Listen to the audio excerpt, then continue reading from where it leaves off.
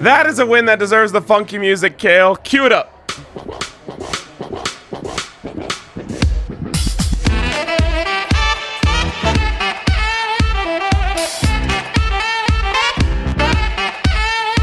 Hell yeah.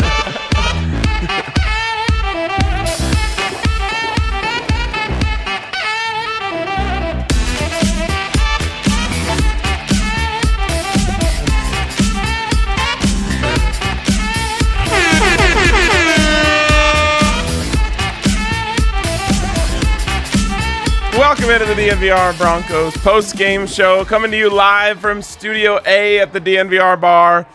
The A stands for ass beating. A beatdown.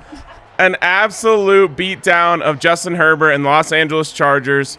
And Zach, honestly, if it weren't for Drew Lock's interception, which maybe we'll have time to talk about at some point during this show. Who? That might have been a shutout. That legitimately might have been a shutout if it weren't for that interception. Thankfully, the Broncos are able to overcome the adversity that kind of came from that because it got a little dicey there for a second. But the Broncos go out there in a do-or-die game, and Vic Fangio puts together one of the best game plans he's put together as a head coach.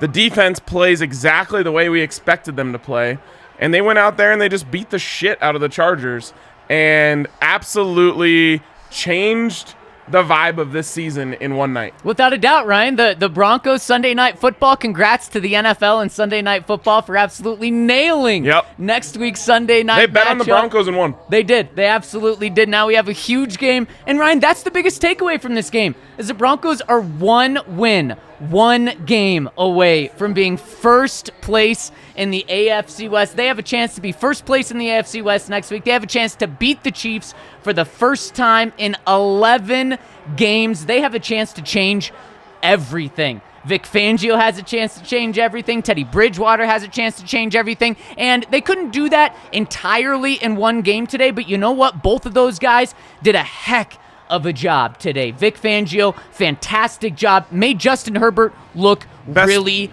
bad. Best job of his career. Fantastic job. Now, really, he held the Chargers to 7 points in real points. And like you said, if it wasn't for Drew Lock throwing an interception, probably holds them to 0 points. The offense looked good when it needed to. And Ryan, this game was really just the ups and downs of the season that we've had so far. Broncos get off to a really hot start, just like they did to the season. And then in the third quarter, Ryan, the Broncos had -8 net yards in the third quarter. -8. It was as bad as it could be. And then, of course, the Broncos just take off with Mr. Pat Surtain leading the way in the fourth to blow the doors off the Chargers. So I said on the tailgate today that I think that we'll look back on this game eventually as the Javonte Williams game. I was wrong. We will look back on this game as the Pat Surtain game. This was the Pat Surtain arrival game. Welcome, Pat Surtain. He's here, baby. We're happy to have you. And he's obviously been awesome the whole season, but today is when he became a star. And we will always remember this game as the game that Pat Surtain became a star. When they're putting his name in the Ring of Fame, when he's putting on a gold jacket one day, which I really believe he has that type of potential. We'll talk about this game. We will say that was the Pat Surtain game. That was when he arrived. He is absolutely the king of the game. I don't know if we have that ready. We might as well just cue it up. There's no doubt about it. He's Pat the king of the game. 4 tackles, 2 picks, 1 touchdown, a pick 6, and he changed the game twice, Ryan. A rookie changed the game twice. And in like, I don't know, there's like there's plays and then there's just smack in the face, put you in the dirt, stick your face in it, and twist it around plays. And those were the types of plays he has. An interception in the end zone when they're driving to tighten up the game. And then, of course, the pick 6. Again, that's an important drive in the game. It's 21-7. I know everyone in that stadium was thinking, oh, God, 21-14. Everyone, their butthole tightens up a little bit. With Justin Herbert, too, a guy that can have 200 yards in the fourth quarter. Yeah, and so everyone was tightening up a little bit. Ball gets tipped. Pat Surtain grabs it, turns the corner, and takes it to the house and just ends it. And for a rookie, again, I know everyone's upset that they didn't take a quarterback, and you have plenty of reasons to be upset about that. but at least they got it right. Yep. You know, it'd be one thing, you know, you can debate whether they got the Bradley Chubb pick right. Right now, you can't necessarily debate whether they got the Pat Surtain pick right. He absolutely looks like the truth. He looks like a superstar at the corner position, and he's the best corner on the Broncos. He's the best corner on the highest paid secondary in the NFL right now, and it's a pretty damn good secondary for what they just did to Justin Herbert, what they did a couple weeks ago to Dak Prescott. And Ryan, he's fast as heck, too. Pat Surtain went 22.07 miles per hour on his pick six. It's the fastest speed by a defensive player as a ball carrier over the last 5 seasons in the NFL, according to Next Gen Stats. And he was asked after the game about it, and he said, "Oh, I know I'm that fast. I just don't get to show it off that often." That's unbelievable. Pat, you keep getting picks, and you can keep showing it off. And Ryan, one of the plays, everyone's focused on the pick six, but that play he made in the end zone, all I saw on Twitter was, what a terrible throw by Herbert. What a terrible throw. It was, but you know what? Pat Surtain had his eyes on him the whole time. If he didn't and was just focused on the wide receiver, that pass probably falls incomplete, and it's still good coverage by Pat Surtain. But that's what changes you from a good cornerback to shut down game-changing cornerback, and that's, you know, Aqib Talib was a game-changing cornerback. Champ Bailey was a game-changing cornerback, and what's something that Champ Bailey, as he got settled in here in Denver, what happened to him? Quarterbacks did not throw to him. What did Justin Herbert do today? He made a big-time mistake. First 2 passes of the game, Ryan, right to Pat Surtain, and I tweeted, first 2 passes to Pat Surtain, Justin's playing a dangerous game. And it turned out to be one where he got shot in this dangerous game. Yeah. And he got shot twice. Yeah, you know, F around and find out, right? Yeah. And that's what he was doing all game. Honestly, Justin Simmons should have had 2 interceptions on. Or maybe not should have. Could have had 2 interceptions on. Yep. He was shook. Yep. Justin Herbert was absolutely shook. Yep. And I said it before the game on the tailgate today. I said, Vic Fangio's best coaching has been against the Chargers and the Chiefs. The best coaching he's ever done. He's really had Justin Herbert's number, and no one has Pat Mahomes' number. But he's given the Broncos a chance to win against Pat Mahomes multiple times. Yep. And today you saw really that Vic Fangio is capable of elite defensive game planning. That's what today was. There's no question. Also, we'll get to Hemet Stickers in the second segment, but to me, honestly, it's crazy to say, a game-changing play in this game that I don't know if we're sitting here talking the way we are right now, if Sam Martin doesn't pin them on the 1-yard line. Huge. To start. It just put them against the 8 ball to start their offense. They didn't get in a rhythm on that drive. Broncos go and score a touchdown. Then they don't get in a rhythm in the second drive. I think it was Baron Browning who had an awesome pass breakup. Yep. And Broncos go up 14-0. None of that happens if it's not for pinning the ball on the 1-yard line on that punt. And how about Nate Hairston, too, the one who was able to pin it? Just incredible. Unbelievable. And how about Tom McMahon? Great game from Tom. I mean, you know things are going right in Broncos country. I think we're extending everyone after this, right? Extend McMahon. What did Mel Tucker just get? 10 years, $95 million? Give it to McMahon. Give it to McMahon. Give it to Teddy. Give it to Vic. Let's go, baby. Unbelievable. So I don't know if you can tell by the condition of my voice. It sounds beautiful. I was at the game. Sat in the north stands. Yeah, big South Stand hater guy over here. I'm a huge South Stands guy, but you tell everyone last week to sit in the South Stands, and you go and sit in the North Stands. I didn't have any say over where my seats were today. Fair. I sat in the North Stands, 16th row, great seats. By the way, shout out to everyone for not believing in the Broncos, making those seats really cheap. Oh, 9,000 no-shows. And I had a perfect view of that play when Nate Hairston pinned it deep, and I was like, they're wrong. Because I don't know if you saw it. They originally called it a touchback. Yep. And I was like, you guys are so wrong. You're so wrong about this. Finally, they figured it out, got it right. There was a couple other plays that the refs had wrong originally. They got right. I guess we don't have to talk about Vic Fangio's garbage challenge. When you dominate a team like that defensively, you can have a bad challenge, I guess. I think you're right. But there's just, what a game. What a game. And again, I felt this coming because this whole season has been up and down and up and down. And now it is unbelievable, Zach, that they have a chance to go in there and beat a Chiefs team who is not the same Chiefs that we've known. Now they are looking more and more like them. I disagree with you. They're looking more and more like them. But this team is more beatable, in my opinion, than any Chiefs team the Broncos have played in the last 3 years. And I disagree, unfortunately. You think they're the same or less beatable? I think they're less beatable. Why? Because look who they are the past month of the season. I know, but in terms of 11.75 points per game. They're the best defense in the NFL in the past month. And Patrick Mahomes is turning it on. We'll see. I'll just say, personnel-wise, they aren't as good. But what you say, Ryan, is true, in that Vic Fangio always steps up when it comes to Patrick Mahomes. Yeah, he does. And at least gives the team a chance most of the time. I guess not every single game they've played. And Teddy gave the team a chance today, and I think that I don't want to shit on Drew, but I think that narrative has to be fully put to bed today.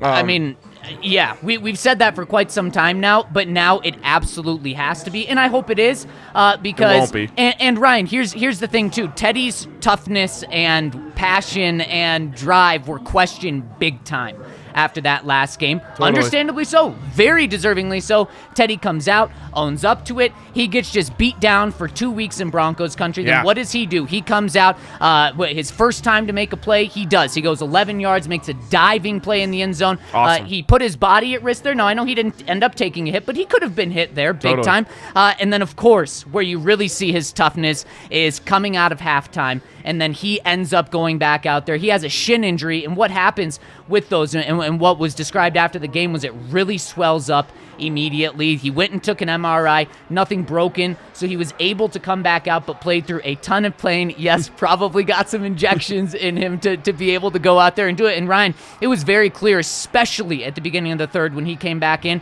that he was in so much discomfort and so much pain, but he did it for the Broncos. So, I mean, I know people aren't going to completely forget about that game from the Eagles game, and I totally understand that, but you got to give him a ton of credit for showing so much toughness today. And Ryan, the Broncos, in my opinion, lose this game if he does not come back out there. Teddy Bridgewater, statistically, absolutely nothing special, but he did what needed to be done. 101.8 passer rating, no picks, 1 touchdown, only 129 yards. Yeah. He was a great game manager, though. He did what the Broncos needed to do, and when you saw Drew Lock come in, he was the opposite. And I think the Broncos lose if Drew plays the rest of that. And Ryan, I think Drew, even if the Broncos are out of it, let's say they lose the next 3 games, including to the Lions, which I don't expect that to happen after today, Drew's not coming back in. Drew is not the quarterback, and that door needs to be shut.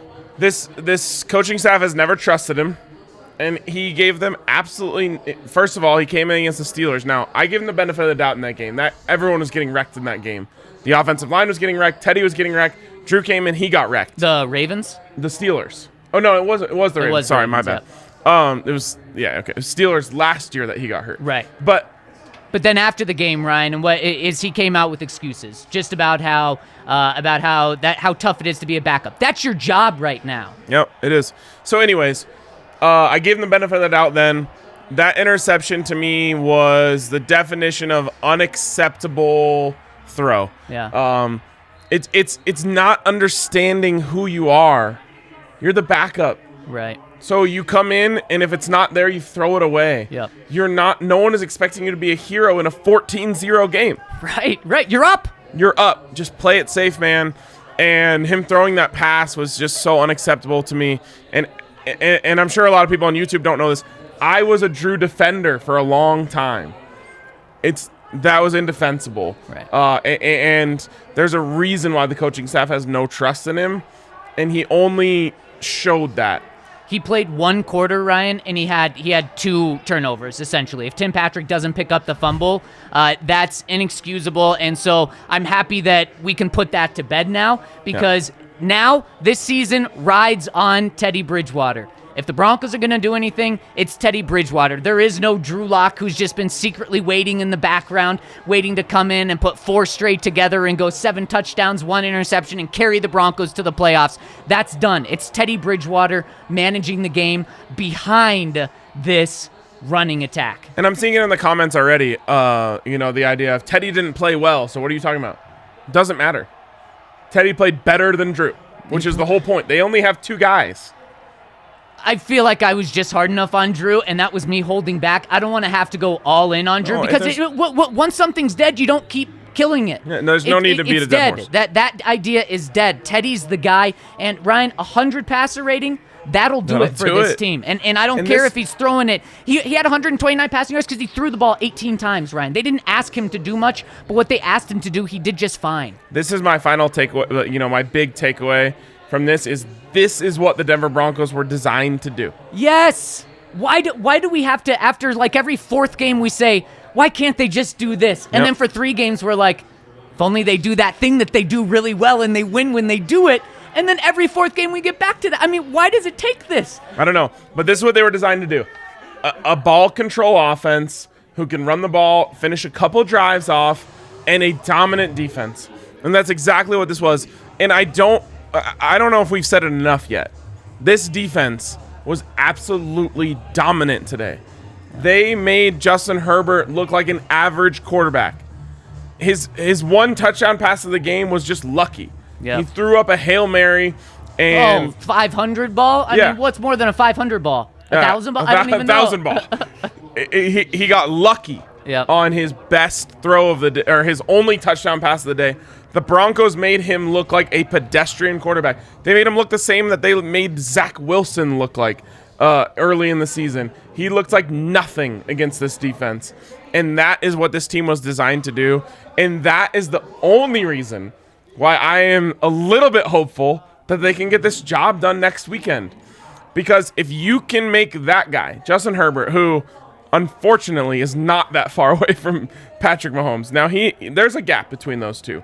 But if you can make that guy look like that, and it really should have been, in my opinion, a 28-0 or a 28-3 type of game. If you can make that guy look like that, you can make Mahomes look close enough to that to give yourself a chance to win. If 1 week from today, I realize it'd be 1 week and 3 hours from right now. Yeah. If the Broncos are in first place, insane. 1 week and 3 hours from today, I won't know what to do with myself. No. Because no one at any point during this season has ever thought that was a possibility. No. It would be what, week 13? Yep. Or week 14? Week 13. It'll be the end of week 13. Mm-hmm. The Denver Broncos in first place in the AFC West. It's inconceivable, and they are literally... Inconceivable! They're literally one more good game from that defense playing the way they did today away from doing it. It blows my mind. It does blow my mind. And Ryan, here's how dominant the Broncos were, especially early in the game. The Broncos, about a quarter into the game, had 91 rushing yards, 66 passing yards. The Chargers had 16 total yards. 16. And the Broncos running attack almost had 100. Melvin Gordon, Javonte Williams, Teddy Bridgewater, and Tim Patrick all had more yards individually than the Chargers did as a team. Wow. With 12 minutes left in the second quarter. That's just the beatdown the Broncos put on. And they took a step back for a quarter when Drew was in there. And then they just took off again in the fourth quarter. And Ryan, my final takeaway from this is the Broncos are a successful team right now in George Paton's mind. What did George Paton categorize as a successful season for the Broncos going into the season? Yep, to be relevant in November and December. They certainly were in November. And Ryan, before the Broncos play their next game, the calendar rolls over to December. The Broncos are playing meaningful, relevant football games in December. Now, does that mean that Teddy Bridgewater and Vic Fangio's safe? No, of course. A 5-game slide to end the season, or only one more win in their final 6 games can turn that around. But Ryan, it's not like the Broncos have to go 6-0 in order for this to be a successful season in the general manager's eyes. Despite all of the negativity this season, the Broncos are 6-5. The Broncos are successful in George Paton's mind, and the Broncos are 1 week away from being in first place in the AFC West. I honestly don't know if anyone knows what to do with themselves. No. Because, again, no one necessarily expects them to win next week. In my opinion, they're not as good as the Chiefs, and they're going into Arrowhead. That's tough when you have Peyton Manning. Right. Arrowhead in December is lit. I heard on the radio, I don't remember who I was listening to, but they were like, that's been a nightmare for the Broncos. No. It's been a nightmare for every NFL team. Yeah. Almost forever. Didn't John Elway have 2 wins in Arrowhead in his career? I think you're right. It is going to Arrowhead anytime, but of course when it gets cold in December, that fan base, with all I hate to say it, they're amazing. Watch yourself. They're great. It's not easy to go in there. But this is a team that last year, what was the score of that game on Sunday Night Football? Was it 23-17 or something like that? It was the one with a Drew pick away from the Broncos actually potentially winning. This is a team that can pull off an upset. I'm not expecting it, but it is possible. And I don't know if this town will know what to do with themselves because everyone has written this team off. Long ago, weeks ago, this team was considered a fraud, and they're done, and they don't have a quarterback, and they don't have a coach. And I was on that train with them. They are 1 week away from literal Bronco fever taking over the whole city. And Ryan, let's say the Broncos are 9.5-point underdogs on DraftKings, so no one expects them to win next week. And so let's say just really quick that they don't win that game. You know what? They're still relevant, Ryan. They're still relevant. 6-6. And they'd be 2 games back of the division against the Lions now. Coming exactly. They play the Lions at home the following week. If they win that, they're back to 7-6, and then they get the Bengals, who look really freaking good, but they get them at home. Then the Raiders, who are going up and down. If you catch them on a down week, you can absolutely beat them. And then you get the Chargers and the Chiefs. Talk about just being able to control your own destiny. And boy, the last time we've been talking about that, the Broncos went out under Vance Joseph and went and lost, the last 3-4 games of the season, and it was just brutal. But now they're trending up at least for one game. And man, it sets up an awesome week, an awesome game next week. I can't believe it, man. I'm so excited because we now get a whole week of a real football game. It doesn't get any better than this. In December, you're playing for first place in the division. It truly does not get any better than this. This is what you beg for before the season. If you had told me that game against the Chiefs would be for first place in the AFC West before the season started, every single Broncos fan would have signed on the dotted line and said, of course, I'll take that. Yep, 100%. And so now we get a whole week to hype up this game. And again, as we sit here right now, I'm not going to tell you they're going to win. But they absolutely have the ability. They have the defense to win this game. And if that defense plays the way they did today, that game will come down to the fourth quarter. And anything can happen when you get a game to come down to the fourth quarter. And how about this, Ryan? Regardless of what happens next week, the Broncos go into December with a winning record. I think any Broncos fan would have signed up for that at the beginning of the season as well. And as Justin Simmons said after the game many times, we've got to find a way to leave Arrowhead with a win. Gotta. And if you do... You don't actually have to, but if you do... Then you get the Lions the next week. Yeah. If you do... It's going to be so electric. It's going to be electric. And if it's electric, you're going to absolutely want to come to the tailgate for that Lions game. Everyone came to the tailgate today. We got some people here watching the show. Up in there we go. Let's go. Make some noise. Even from overseas, Ryan. From the UK. Yeah, so cool. Unbelievable. Awesome to have everyone. Awesome to have people come to the tailgate today. And the tailgate is the best way to experience a Broncos game. Also, I've now gotten this addiction of going from the tailgate to the game. I just can't help it because I should probably just come into the press box with you, but it's just not quite as fun as just going to the game. You don't really get to scream in the press box. You don't lose your voice in the press box, and now I'm probably going to have to find a way to go to that Lions game. Yep. And it keeps being a great time. I love, meeting people in the stands, making friends with all the people around us. Multiple people today came up to me. I'll be honest. When I go to Boulder for games, a lot of people recognize me. I don't know why. I can give you a hint why. I mean, but it feels like it should be more with the Broncos, right? Sure. Today was the most I've ever been recognized in the stadium. North Stands. The North Stands are big podcast listeners. I don't know why. Shout out to North Stands. And I also had, now you got to wear masks, of course, when you go out into the concourse. So I had the DNVR mask. Nice. I feel like that's a license for people to be like, oh, you're RK.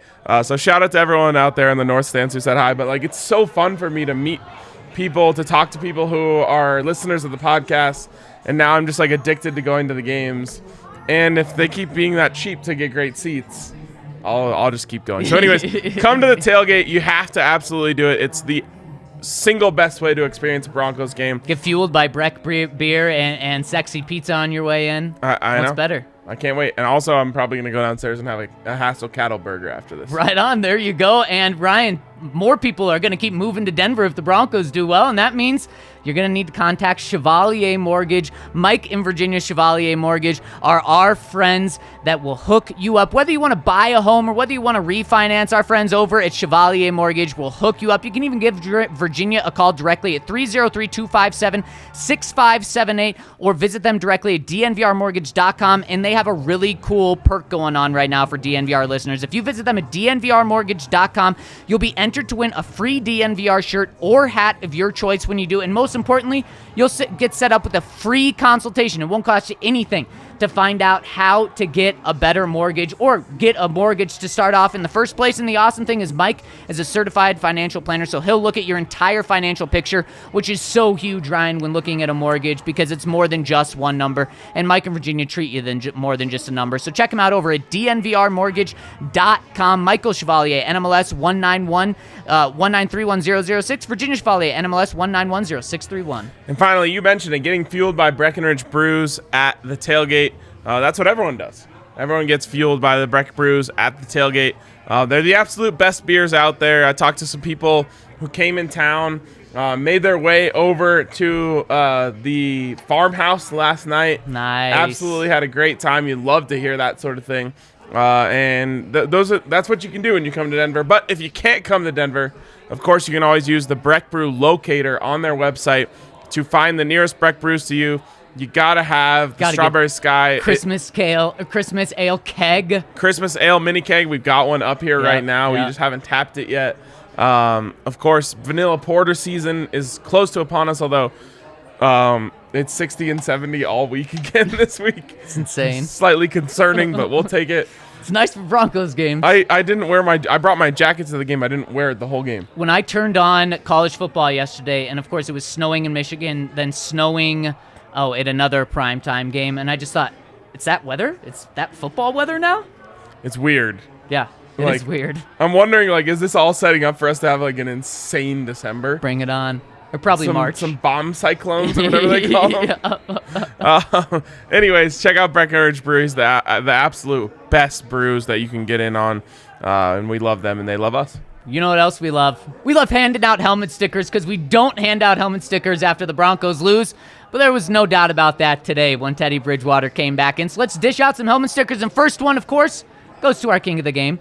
Pat Surtain gets our first helmet sticker. I mean, this was the coming out game of all coming out games for him. Not only does he have the stats, he's got the touchdown, and really he put the team on his back, Ryan. When they needed him the most, he made the two plays that were huge. And a pick in the end zone to save 7, or at least to save 4, and then, of course, a pick 6 to really just stomp out the Chargers. Dude, we're talking about a rookie. Yep.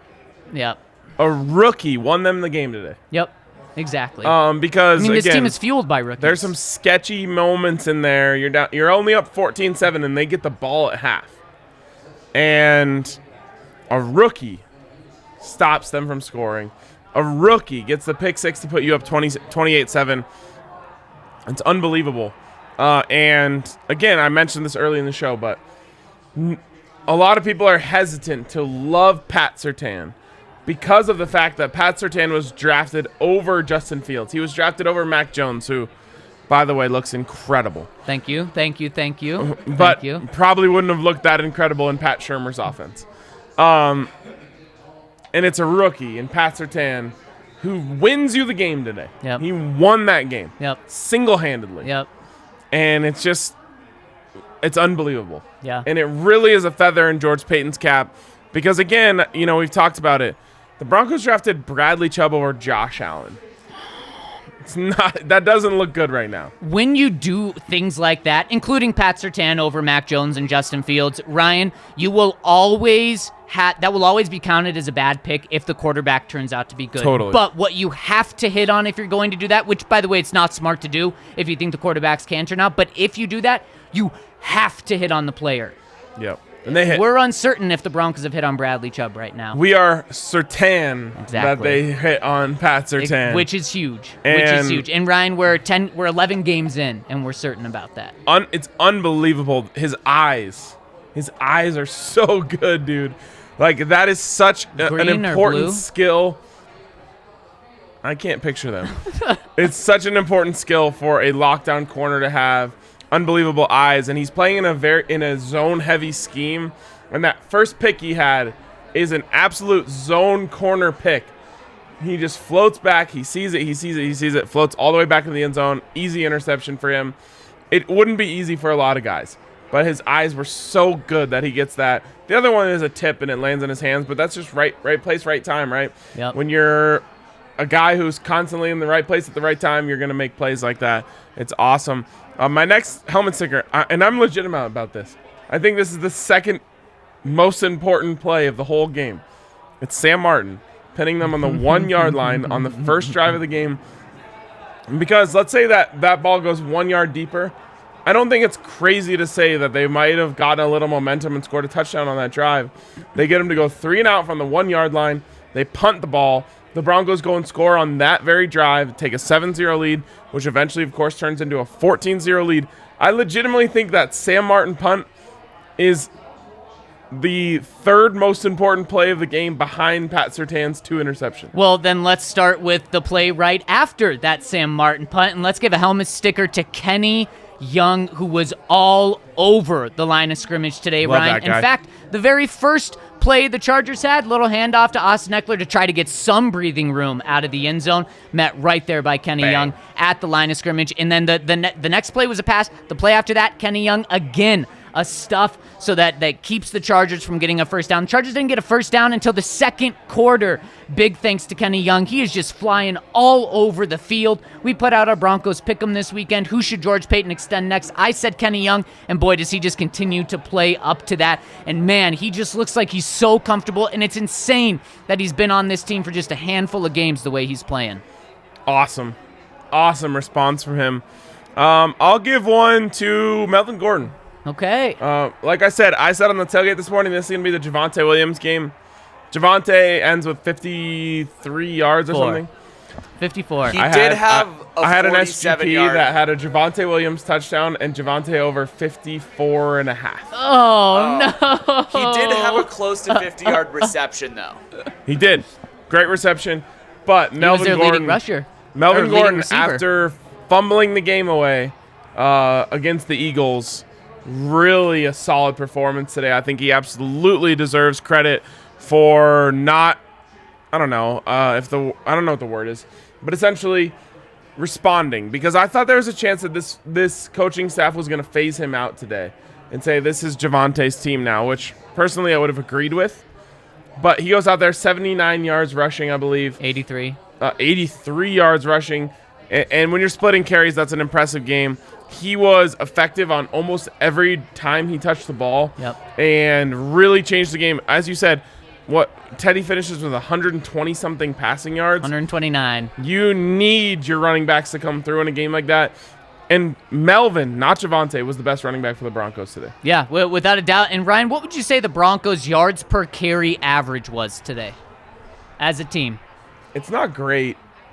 3.5. Better than that, 4.5. Okay. So that's why I'm giving a helmet sticker to Pat Shurmur, or a hat sticker to Pat Shurmur. And Ryan, when Drew Lock came into the game, Pat Shurmur didn't panic. And I think Pat Shurmur really showed us what he thinks of Drew Lock, because he just ran and ran and ran. And then when they did throw, it turned out to be bad plays.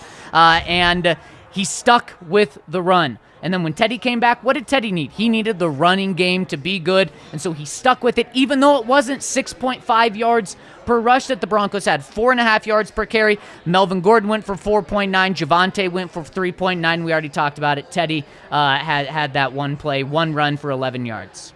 Great. Great job. Honestly, Pat Shurmur called a really good game. He did. And that's the game. Make it. Ryan, I'm just so sick of the tricky things that he tries to do, but like running receivers in motion and they're faking handoffs 5 yards after they run by the quarterback. Jerry Jeudy's trying to fake a handoff by throwing his hand above his head. It's silly. It is. I mean, silly. those things aren't looking good, Pat. Don't do it. Just run the darn ball 30 plus times. They did it today 33 times. That is their formula to victory, and they stuck with it today, and it turned out to be a dominant win. Yeah, it's kind of crazy. Javonte Williams ended up being the leading receiver for the Denver Broncos today. He actually has more receiving yards than rushing yards, 57 total. He has 111 total yards. Yeah. The dude is just a beast. Yeah, and I mean, how about that reception that he had that went for 42 yards? He catches it, turns upfield, and somehow eludes those two defenders on the sideline. He said, yeah, I thought they were going to push me out of bounds. And no, they didn't. They just kept going. I didn't realize how good of a play it was until I saw the replay. Yeah. He jukes the dude on the sidelines, and then, I mean, it could have been a loss of 3. Yep. Loss of 3 turns into a gain of what? 42. Yep, exactly. Huge. A gain of 42. Awesome from him. But I will say, in terms of Pat Shurmur, I'd like to see Jerry Jeudy get the ball. 2 catches for 25 yards is not enough. Tim Patrick needs to get the ball more. 2 catches for 26 yards is not enough. Cortland Sutton needs to get the ball more. 2 catches for 17 yards is not enough. But, you win the game. You run the ball. And it's a great job overall. This was really supposed to be Tim Patrick and Cortland Sutton's highlight game after the first game after getting their 2 contracts. And Cortland Sutton has less than 100 receiving yards in his last 4 games. It's not the stat you want to hear when you sign him up to $15 million. Now, I'm not saying sound the alarms or anything, push the panic button, but that is concerning and something that we're going to keep our eyes on. But you know what? Only one player catches a touchdown today. Eric Sauber. 1 catch, 1 yard, 1 touchdown. And let's give him a helmet sticker because you know what? He got a game ball from Drake Vic Fangio. Bulldogs. Yeah, shout out to Drake for Eric Sauber catching a ball. And after the game, Teddy was asked, were you throwing that ball to Sauber or were you throwing it to Noah Fant, who was wide open behind him? And Teddy said, it was a touchdown. Doesn't matter. We'll stick with that. Was it going to get to Noah? I haven't seen the replay. I don't know. I didn't even know. But a touchdown's a touchdown.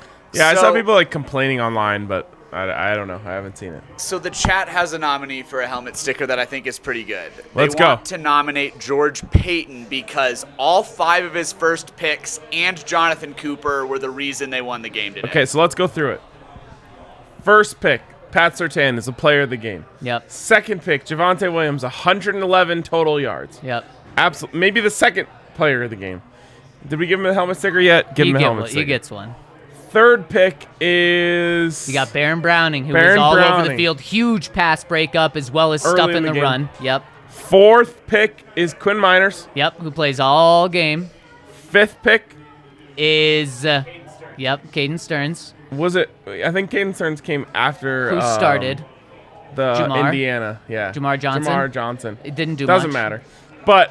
Jonathan Cooper right. He played a healthy dose. And then I think where people also want to give credit to George Payton is Teddy Bridgewater, a guy that he brought in. Another guy, Ronald Darby, who had a nice game. And then how about Stephen Weatherly, a guy coming in out of nowhere who gets a sack. And, man, he's making glasses cool again, like Vaughn did. He's making glasses cool. I couldn't believe it, man. The amount of pressure they got on Justin Herbert. My buddy who always comes to the Buffs games with me always says when there's like a big play, he chants, interception, fumble, sack, interception, fumble, sack. What a chant. That chant was rolling in the North stands today. Oh, and they're shouting out the Kenny Young midseason trade. And Kenny Young was awesome. Absolutely. And it felt like every third down, the Broncos were getting immense pressure on Justin Herbert. That is so, it feels foreign to me. Yep. Because you're so used to them, a quarterback just sitting back there, and he avoids one blitzer and makes an easy throw to a guy. No, Justin Herbert's life was a living hell today. Yep. I don't know what he said after the game. He probably poo-pooed it. He got smoked up and down the field. He hated his life for 60 minutes, and a lot of it was Jonathan Cooper and Stephen Weatherly. And all these guys. You know how many sacks, pressures, tackles for a loss, quarterback hits Von Miller and Bradley Chubb combined for today?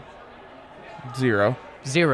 It's all these guys that you don't expect anything out of, and that's a testament to the guys that George Payton's brought in, but also Vic Fangio. Vic Fangio definitely gets a helmet sticker, because when you shut out a team like the way he did, when you have a team ready to roll the way the Broncos were, getting off to fast starts, I don't care if you have a terrible challenge play, when you do everything else like that well, you get a hat sticker. And I also got to give a helmet sticker to McTelvin Agim, a guy who had a monster sack. I mean, he did not look like a 325-pound guy coming in off that sack. He's having games, stepping in for Shelby Harris, who was out today. Ryan, this game was setting up to be really bad for the Broncos in terms of injuries. Broncos without their starting right tackle, their starting left tackle. Then they're down to one of their starting linemen today. Down to Lloyd Cushenberry. They're on their third left tackle in Quinn Bailey, who's a practice squad guy, Ryan. He was elevated yesterday to be on this team, on the team, and now he has called on to play for most of the game, and he comes in and does well. Then on the defensive side, you're without Shelby Harris. We obviously know all the injuries at inside linebacker the Broncos have had. And then at safety, you're without Kareem Jackson. Everything was looking like this could have been a nightmare. Joey Bosa could have feasted. Joey Bosa got a face full of hand from Teddy Bridgewater. Yes, he did. Joey Bosa has now gotten sunned by Teddy Bridgewater and Trevor Siemian. How about that? Joey Bosa needs to retire. Hang him up, bud. Yep. You've gotten smacked in the face by Teddy Bridgewater, and you got juked out of your shoes by Trevor Siemian. Just hang him up, bud. It's time to go. Broncos made Joey average. Made him an average Joe. He was an average Joe. Yeah. Honestly, average Joe would be good for him. He got literally stiff-armed into oblivion by Teddy Bridgewater. Yeah, that's pretty brutal. Just wrap it up. It was a good career. You made a couple mil. Go home. You know what? He has a sack too, so he gets to end his career on a sack. There you go. Yeah, and wrap it up. It was good. Good effort. Good effort. Decent career. Any more helmet stickers you want to give out? Man. If we haven't officially given one to Darby, we need to give one to him. Nate Hairston. Kyle Fuller. Kyle Fuller was getting ragged on a little bit as he was being picked on a tiny bit early at the beginning of the game. Ryan, Kyle Fuller ends with the team best 9 tackles. 9 tackles. Oh, I've got one. Quinn Bailey. Yep. He was also given a game ball. Wait, that's an actual person who played, right? Yeah, he's a practice squad That's a name of guy. A person who played for the Broncos today? A practice squad player. No one knew that name until I just said it. I did. Well, you did. Yeah, you're an expert. But unless they were watching the game with the sound on, no one knew about Quinn Bailey. Who was going up against Joey Bosa. Who's going up against Joey Bosa. Yep. And came in there and played admirably. The Broncos got ravaged on the offensive line today. And again, I got to give one to Vic Fangio, who has been the subject of a lot of hate all year, deservedly so. A lot of questionable things, and all the way up to his challenge in that game, which was silly. He deserves credit because, as I said on the tailgate today, Vic Fangio does his best work against Justin Herbert and Pat Mahomes. And today was his best work ever as a coach of the Denver Broncos. They made Justin Herbert look like Justin Simmons was playing quarterback for the Chargers. How about Von Miller? Von's always wanted to play quarterback. He's always wanted to play. He looked like Justin Timberlake playing quarterback for the Chargers. He had no business being out there on the field. The Chargers had no business being on the field with the Broncos today. They pushed him around like a bunch of children. Mm-hmm. And Vic Fangio deserves a lot of credit for that. It's so easy for us to give credit to the players, but Vic Fangio had an elite game plan ready for them today. And the question is Vic Fangio going to be dialed up for next week with another elite game plan on Sunday night? If he wins next week, he's the Broncos coach next year. Yes, he is. Yeah, because a colossal collapse isn't coming after that. He's got the team dialed up and ready to go if that happens. And they're 7-5 going up against the Lions. First place in the AFC West. Now, if the Raiders win next week, they'll be tied. Raiders will technically have the tiebreaker. But then you'll get the Lions the next week, and then anything can happen in that Bengals game because the Bengals did look really, really good against the Steelers, but you got them at home. I'm telling you, his job will be safe if he wins next week. And Teddy Bridgewater can secure his starting place for the Broncos next year. Now, I'm not saying he can secure it so the Broncos don't draft a rookie, but he can still secure a very good paycheck. And I know a lot of people don't want to see this. They don't want to see Vic back next year. They don't want to see Teddy back next year. If they're back, it means things have gone right, Ryan. Now, Yes. People don't want Vic and Teddy back at 8 and 9. I understand that. But if they're back, without a doubt, it's because they do some really good things over this next 6-game stretch. Don't you want your team to be good? I mean, Yes. cheer for them right now, because this is the closest they've been to good since, if you want to call the 9-7 team in 2016 good, it's the closest they've been since then. And if not, it's the closest they've been since they were in the Super Bowl with Peyton Manning. Enjoy it now. So, did Vance's team get to 6-6? Yep. They were 3-6, went to 6-6, then absolutely fell apart. So they're 6-5 right now. Yep. This is the best. Yep. They did not get above 500. This is the best a team has been since 2016. Yep. And it's just something that you should want to happen. It's a lot easier to have success with what you currently have.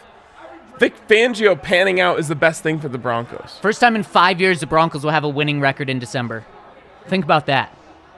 And some people want this team to fail.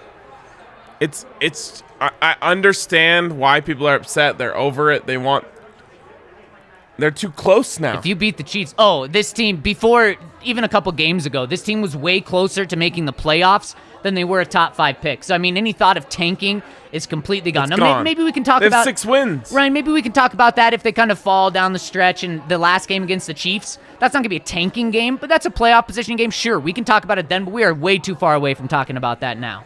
Let's talk about Hassel Cattle Company. As soon as this podcast is over, I'm going downstairs. I'm ordering a Bronco burger, which has onion rings, green chili cream cheese, green chilies on it. Incredible. A little drizzle of barbecue sauce. Yep. I'm going to get that. I'm going to eat it. I'm Little going to get some drizzy. onion rings on the side with Can't that. beat it. Onion rings here are so freaking good. They're so good. Everything here is good.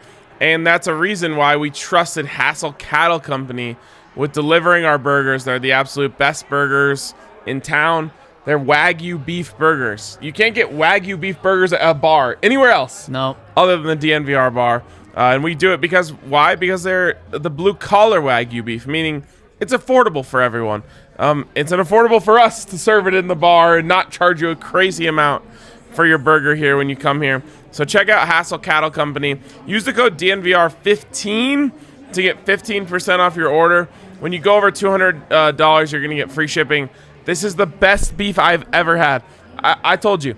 I made one of these steaks. I did it the way I saw on TikTok. You got to, pan fry it, sear it, all that stuff. You do it the right TikTok way. guy, huh? It'll be better than... I am a big TikTok guy.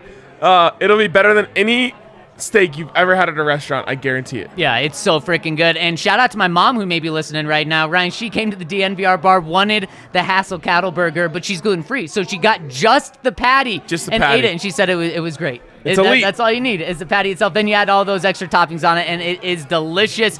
And Ryan, speaking of elite, our friends over at DraftKings Sportsbook are giving you a chance to win $100 in free bets when you bet $1 on any team to score. That's all you have to do. Bet $1 on any team to score. And Every you team get scored once again this week. including the Denver Broncos. They scored 28 times, or 28 points this week. So you bet on the Broncos, you would have got $100 in free bets, and you can do that tomorrow night. You can do that this Thursday when the Cowboys play the Saints. You can do that next weekend. So get in, download the top-rated DraftKings Sportsbook app now, and use promo code DNVR when you sign up to turn $1 into $100 in free bets, and there's no better way to start off your account than $100 in free bets right there. So check them out and download that app now. And of course, you must be 21 or older, Colorado only. New customers only. Restrictions apply. See DraftKings.com/sportsbook for details. Gambling problem? Call 1-800-522-4700. Ryan, really quick, we also have to give a helmet sticker to Tom McMahon. I don't know how many times we're going to be able to do it, so we got to do it when we can. Great job, Tom. Also a helmet sticker to Strava Craft Coffee, the best coffee around. Use the code DNVR25 to get 25% off your first order from Strava Craft Coffee. Then when you love it, you'll sign up for a Strava Craft Coffee subscription where you'll continue to save 20% off on every single order, but they'll send it straight to your door every 2, 4, 6, or 8 weeks, but depending on your preferences. Check out Strava Craft Coffee. Get that CBD infused coffee. It's rich, it's tasty, it's CBD infused. And again, you can get 25% off your first order when you use that code DNVR25 at StravaCraftCoffee.com. All right, Zach. I'm sure we have plenty of super chats to get to. So we love all of you who have sent us super chats. Let's get to those right now. Kale, can you read them out for us? Yep. Exclamation point on my love for my boys at the DNVR. My bucket list item to be there at the game next year will include the DNVR Bar, party bus, tailgate, Breck Brew, and sexy pizza. Let's go, Seth. I love it. Bro, sexy pizza, the best part about sexy pizza is they come through midway through the tailgate and bring new, fresh pizzas with, like, the cheese still melty and the sauce is still hot. And I, like, as soon as I got there today, I, like, just stocked them. As soon as they put the pizzas down, creepy, but whatever. It's okay. It's fine. I just stuffed my face with the brand new, hot, fresh pizzas So from you're Sexy stalking Pizza. people, then you're stuffing your face. It's weird, Ryan. It's fine. I have no shame. Another one coming in from Seth. Love you, Feeling Seth. generous. Gotta say, I'm so confident in George Payton's ability to judge talent. Gives me confidence going forward. What says my DNVR boys? Absolutely. I mean, What can you say? you can't be anything but thrilled. And you look at guys that we talked about the draft class, but you look at guys that he's brought in. Ryan, he swapped 7th-round picks to bring in a guy that is playing and getting sacks in Stephen Weatherly. He's trading a 4th in exchange for a 5th and Kenny Young in order to bring him in. Now you're going to sign him to an extension.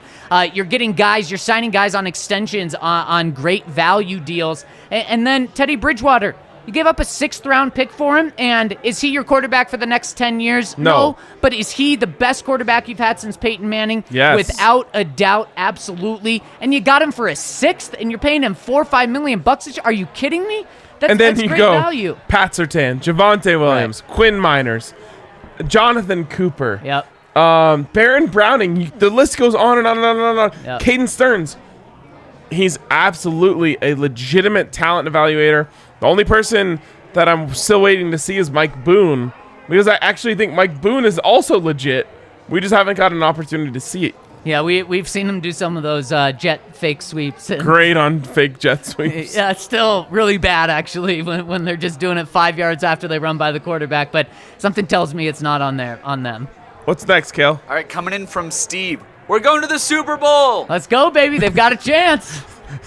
It's not out of the question. They've pretty much been mathematically eliminated going into December for many years in the past 5. So why can't we just enjoy and have Steve's attitude right now? The NFL is garbage this year. Every team sucks. And people think the Broncos suck. They might, but so does everyone else. Yep. The Patriots might be the best team for all we know at this point. Patriots are rolling. 5 wins, 8-4. Yeah. Every team sucks, and every team's also good at the same time. I think I'm losing my pizza bet to you, Ryan, of the Chargers having 12 wins. Maybe they'll push and get 11, but I'm going to win my pizza bet with you on the Patriots making the playoffs. Well, I mean, it sure looks like it. All right, what's next? Coming in from our guy, Mike Trout. Oh, That's famous. also known Mike as Zachary Trout. Castro. Yeah. Christmas came early, baby. Hey, what? Maybe this is St. Nick's Day, and next week is Christmas when they beat the Chiefs. I cannot believe that next week, 24 hour or 1 full week from now, we'll be sitting down there. We're gonna do a late tailgate.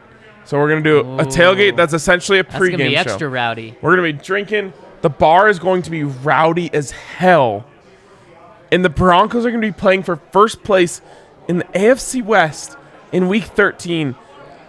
I can't comprehend it, Zach. And then they play the Lions the next week. They find a way to win that game. They're going to have a stranglehold on the division. Yep. It makes no sense. It With makes only no a couple sense. of weeks left. Get used to it, Ryan. Broncos are relevant in December. They absolutely are. What's next? All right, Seth another one again. coming in from Seth. Thank you, Seth. Just for a quick take, what do the Broncos need to do to get the win versus the Chiefs? Don't We're you gonna have worry. a- You stick with us this week. We're going to have a whole week of podcasts about this.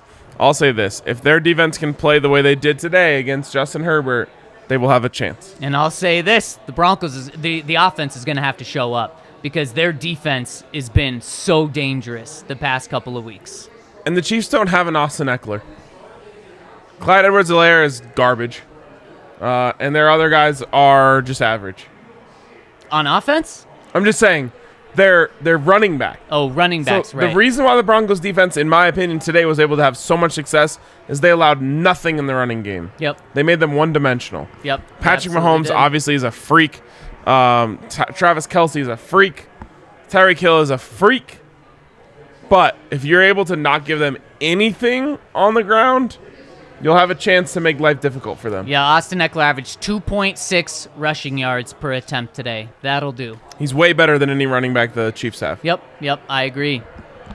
How much for the boys to do a shot on air? What do we have? I mean, he's already given $4.99. I'll do a shot for free after that.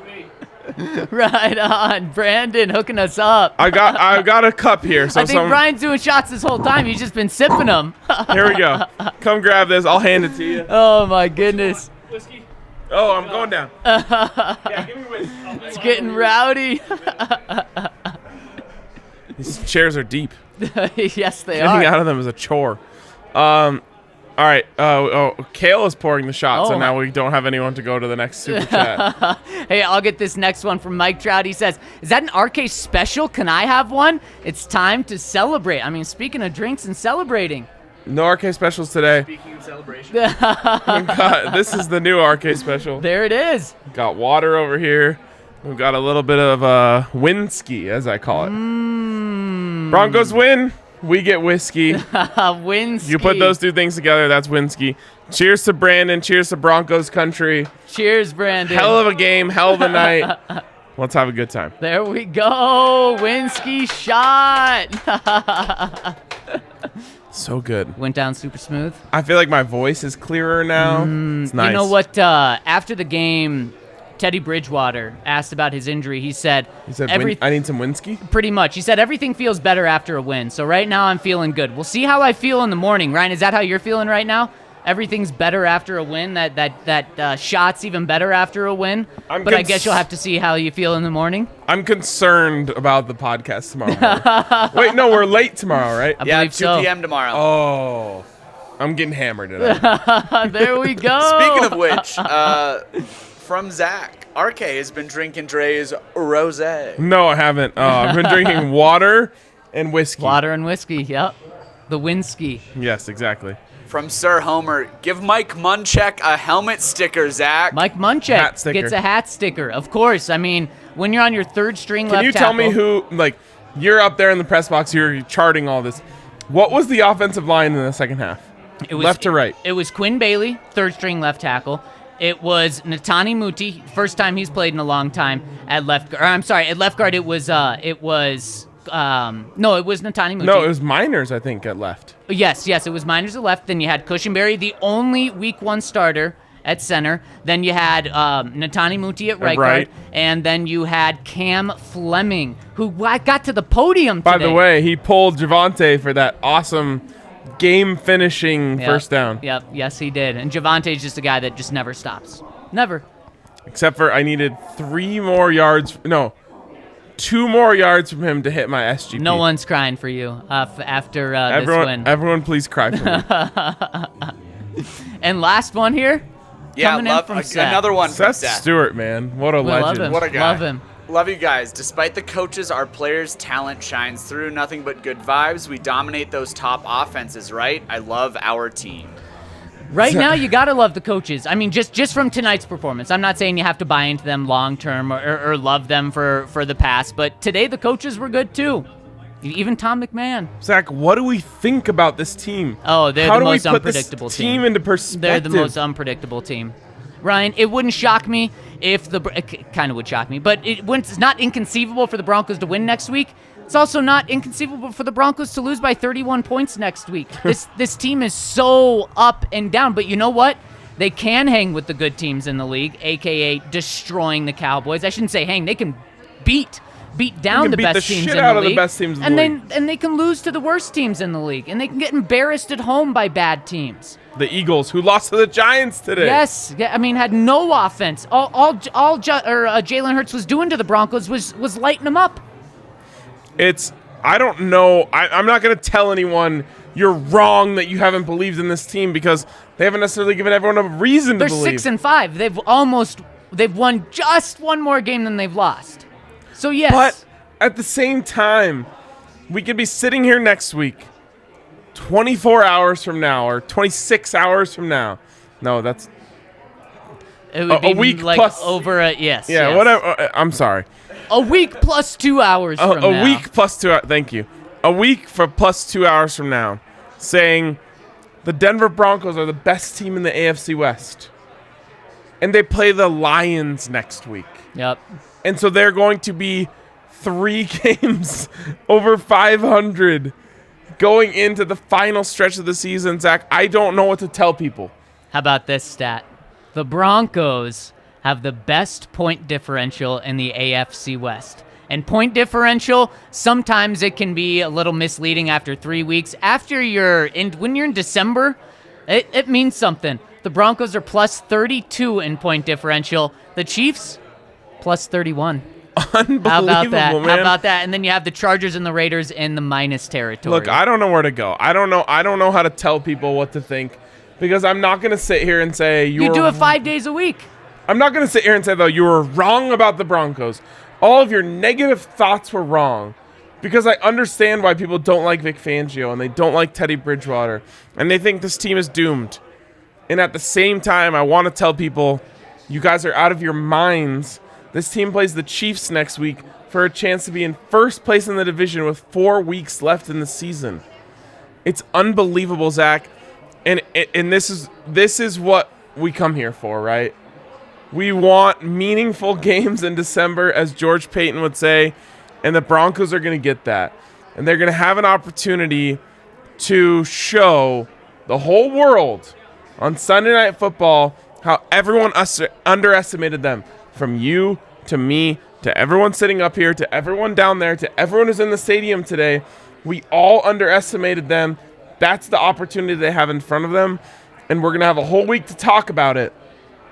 But it blows my mind that they have that opportunity in front of them to pass the Kansas City Chiefs and Patrick Mahomes with Teddy Bridgewater and the Denver Broncos. They have that opportunity, and it's going to be a hell of a week leading up to it. It is. It's going to be a blast, and the Broncos have put themselves in this position to do that. Unreal. Yep, it is. 1 week away, baby. I don't know. I truly don't know what to say. I'll give my take after next week. We're going to have a whole week to preview this game. Broncos, Chiefs, for first place in the AFC West in December. That's what's coming up. That's where we are now. The Broncos absolutely beat the shit out of the Chargers today, and it was fun as hell to watch. Shout out to everyone out there. Shout out to everyone in the North Stand who we had a great time with. Shout out to everyone who came upstairs to watch the show today. Absolutely. Love it. And came to the tailgate. It's been an absolute blast. What a game. Honestly, most fun I've maybe ever had at a Broncos game was today. Another great post-game show. The vibes are unreal. Going into December, Ryan. I'm going to go winning Broncos. I'm going to go downstairs and get a burger here in a second. One final shout out to our presenting sponsor, MSU Denver Online. msudenver.edu/online, where you can go to scope out all they have to offer. They're awesome. You guys are awesome.